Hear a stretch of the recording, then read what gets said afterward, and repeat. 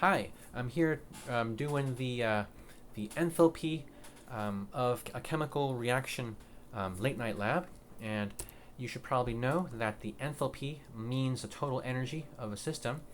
Now, enthalpy is something that you have used before in your biology class, sort of indirectly. In biology class, you probably studied the G, the Gibbs free energy of a chemical reaction or a chemical reaction inside your body. And you may have learned that that's the energy that is available for the performance of some work. So, for example, when you break ATP into ADP and a phosphate, you you release some free energy that is available to run some other chemical reaction in your body. Now, the free energy is just part of the total energy, but subtracted from that to get the free energy is the energy that's lost to disorder. S is for entropy or disorder. You may have seen this equation used in your biology class. The change in free energy available to do work is equal to the change of the total energy minus the energy that got lost to disorder. So in this lab, we're interested in this quantity, that change in total energy. Now, in normal situations that are done in the open air, such as most of the chemical reactions of your body, most of them are not done in high pressure or low pressure sealed containers. When you have chemical reactions that are done in the open air, those are done at constant pressure because the open air is 1 atmosphere of pressure usually. When that is the case, the enthalpy, or the delta H, for that chemical reaction is equal to the heat that that chemical reaction transferred to the environment or transferred to something else or otherwise absorbed or emitted. So if the enthalpy at constant pressure is equal to the heat, then we can calculate that enthalpy just by calculating the heat. Now, how do you calculate the heat?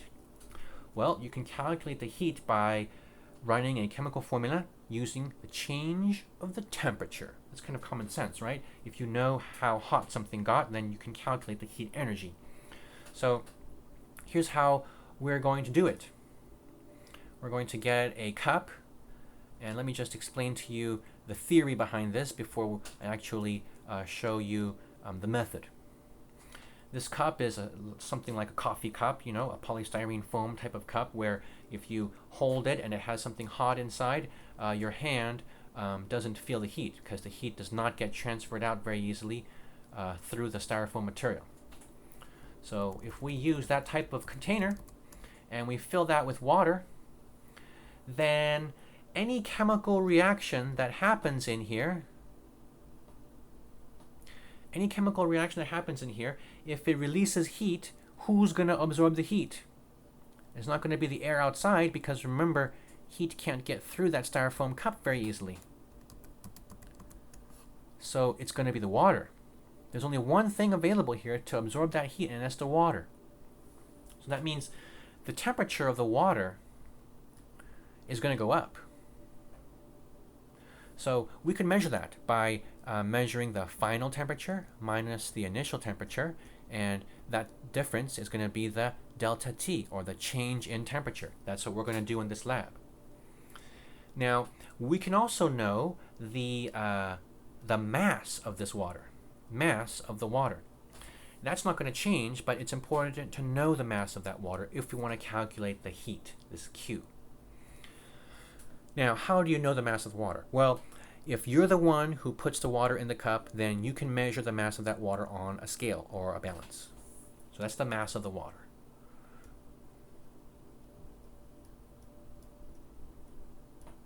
There's one other thing that we need to know. We need to know the C. It's the capacity, the heat capacity of the water. The heat capacity is the amount of energy it takes. So energy is measured in joules in most chemistry courses. The amount of energy it takes to raise 1 gram of water by 1 degree Celsius.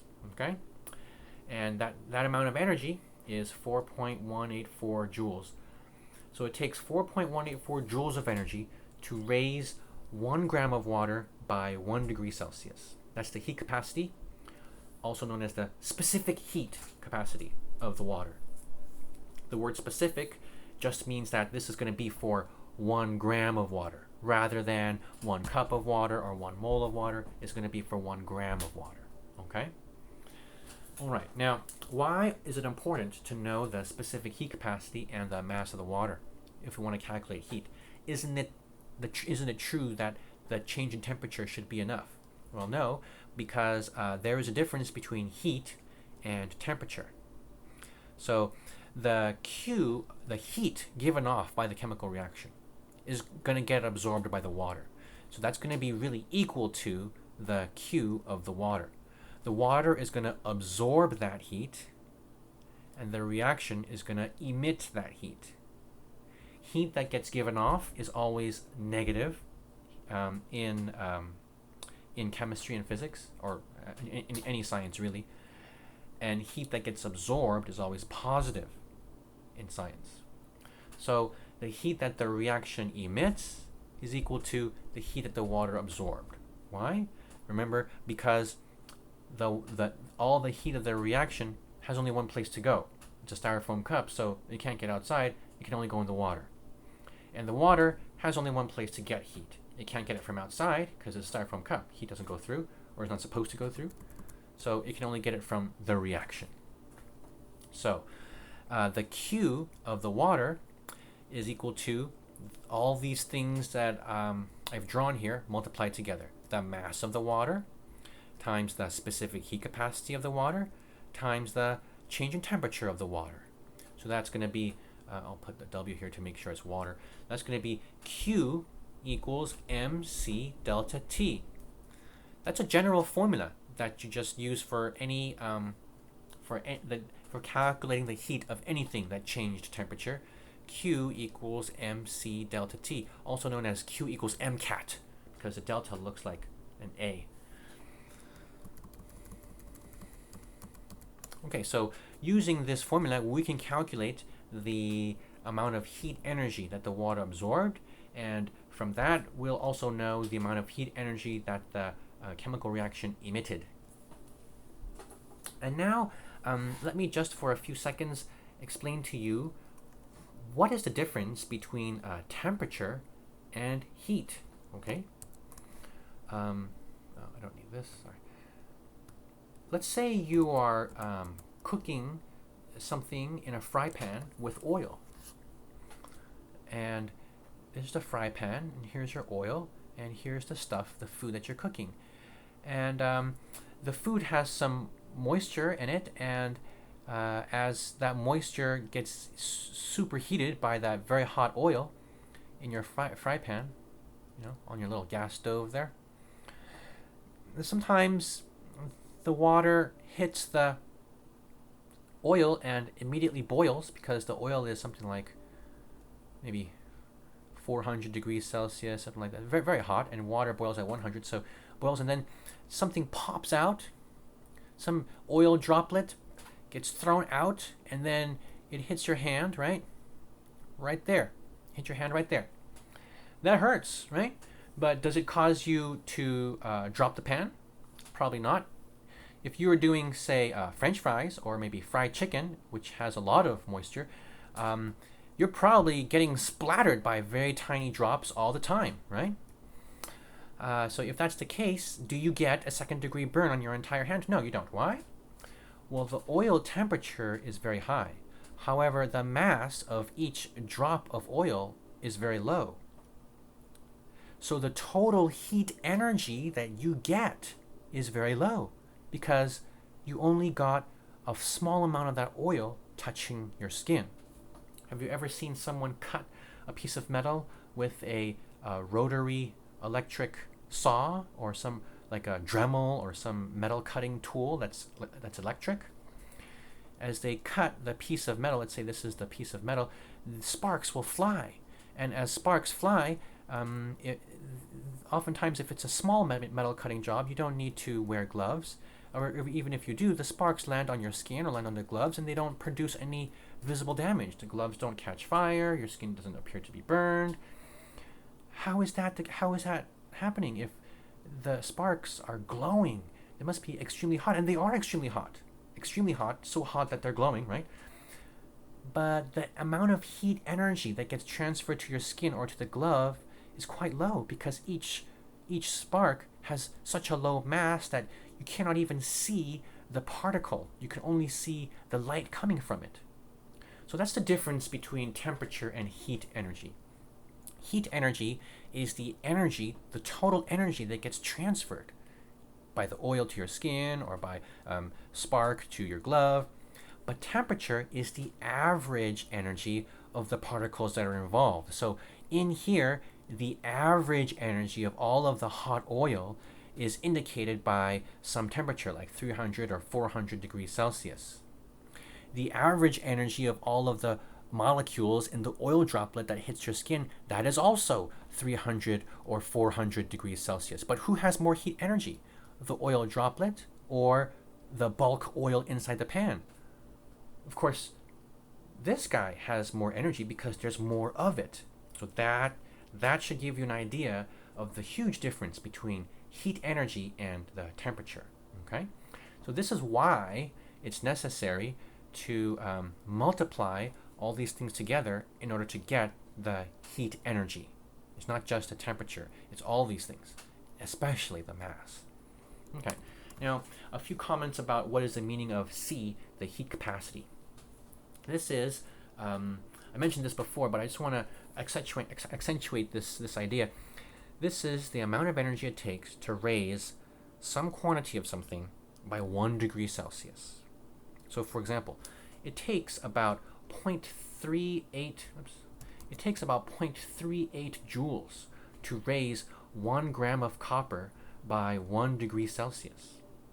But it takes 4 joules to raise 1 gram of water by 1 degree Celsius. Now that makes sense, right? Because there are copper pots. There exist copper pots that people sell. And they sell it because it's very easy. It doesn't take much heat energy at all to raise the temperature of the copper. It only takes 0.38 joules to raise the temperature of 1 gram of that copper by 1 degree Celsius. It takes 10 times more of that energy to raise the same amount of water by 1 degree Celsius. So you put water in this pot, the pot will get hot really fast. But the water, of course, when the pot is already too hot to touch, you put your hand in the water, it's just warm. So you could see the difference in heat capacity of metals and water very easily. So now that you have an idea of the heat capacity, I'll go into the lab and demonstrate your procedures. So here we are in the procedures. There's only one experiment this time. The experiment is the reaction of this hydrochloric acid with this magnesium. You will use some quantities similar to these. I will use some other quantities just so that you can have a chance to do your own work rather than my work. So let me get my containers. Here we are. This is my coffee cup. We're calling it a calorimeter. It's really just 2 coffee cups actually. Okay, now this is not necessarily important for the work, but just so that you understand why we have the picture looking the way it looks. Let me just draw for you the coffee cup. We have 2 coffee cups because just like at Starbucks, right? You don't want the coffee cup to come into direct contact with the table. Because if it does, it's a little easier for the heat energy to pass through into the table. We don't want that. So we use the second coffee cup as some extra insulation. So this coffee cup that contains our chemical reaction will never touch the table, and it will never be able to allow heat to go into the table instead of into just the water. You have the same thing at Starbucks. Sometimes they give you 2 cups. I hate it when they give me 2 cups though. I feel like it's such a waste. But it does add to the heat insulation. So I take a calorimeter, I take a balance. And let me get you a closer look at what I'm doing here. Oh, that was too close. Okay. Oh, that's not a balance. That's a water heater. Sorry. Okay, this is a balance. And now I'm going to put the calorimeter on the balance. Oh, thank you. Oh, sorry. Calorimeter on the balance. And take the mass of the empty calorimeter. In my notes, 18.600 grams. That's the mass of empty calorimeter. All right. And now I'm going to get a thermometer.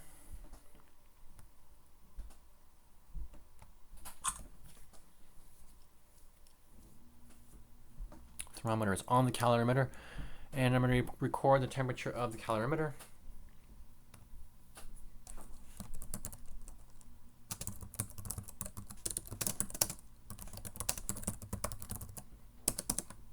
That was the empty calorimeter. And now I'm going to add some 1 molar hydrochloric acid. I'm going to add 50 milliliters of that.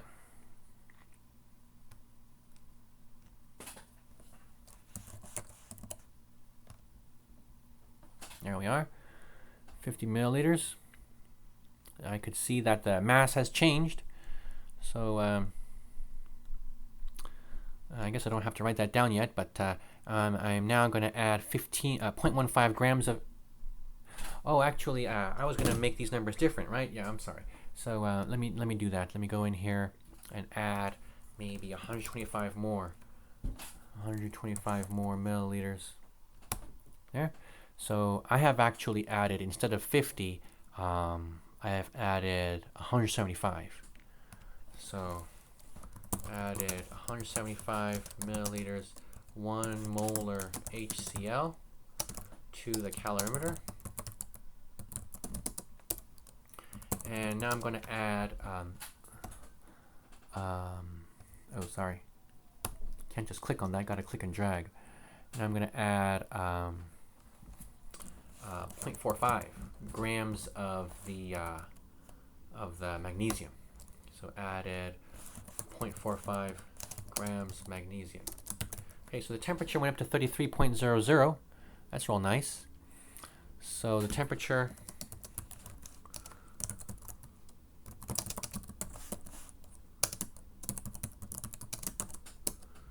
went up to 33. It's not going to do that for you. I think it'll do something different for you. And now I'm going to get the mass of this guy. It's 194.013.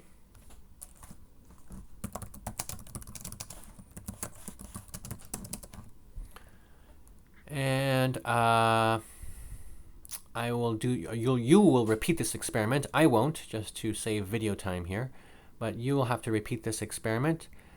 Actually, I think I will. I think it's better scientific practice to repeat the experiment. So I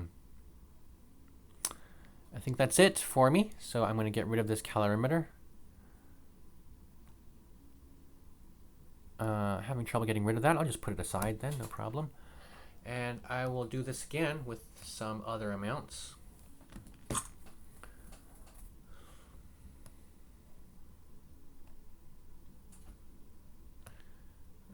Okay. It's not letting me add. Okay, that's a little weird, but it's okay. I can just throw this away and add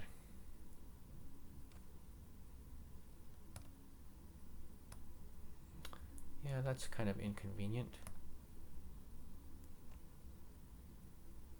Okay, no problem though. If that happens to you, just take the calorimeter off and then oh, I ran out of oh, I'm sorry. I was using an empty flask. Ha, silly me. Yeah, I need to go to the materials menu and get the actual acid there. Hydrochloric acid. So last time, what did I use? 175. I'll do the same thing. And I'll use a different mass of magnesium this time. What did I use? 0.45 last time? Yeah, I'll use 0.75 this time. Oh, I forgot the thermometer. Silly me. All right, there's a thermometer. Okay, 40.7 degrees Celsius. Okay, so second trial. I added 175 of the 1 molar HCl, and I added 0.75 grams of magnesium, and I got 40.7 degrees Celsius for the temperature. And for the third try, I will add same amount of acid, and I will add maybe 1.32 grams of magnesium, and let's see what the temp is. And now I know what you're thinking. You're thinking, where's the water? Don't worry. The contents of the cup is mostly water, because notice that in the procedures you are using, let's see, or it doesn't say. Here it does say. Notice in the procedures you're using 1 molar hydrochloric acid. That's 1 mole of HCl in 1 liter of water. So this material, 1 molar hydrochloric acid, this is mostly composed of water. In fact, hydrochloric acid is a strong acid. It is the acid of your stomach. And this stuff here, 1 molar hydrochloric acid, this doesn't even come close to the concentration that would be necessary to do your skin any harm. If I dipped my hand in 1 molar hydrochloric acid, I would hardly feel a thing. I might feel a slight itch, but that would be it. If I had a cut on my skin, of course, then that would hurt a lot. But 1 molar hydrochloric acid is mostly water. So let me do the third trial for you, just so you could see.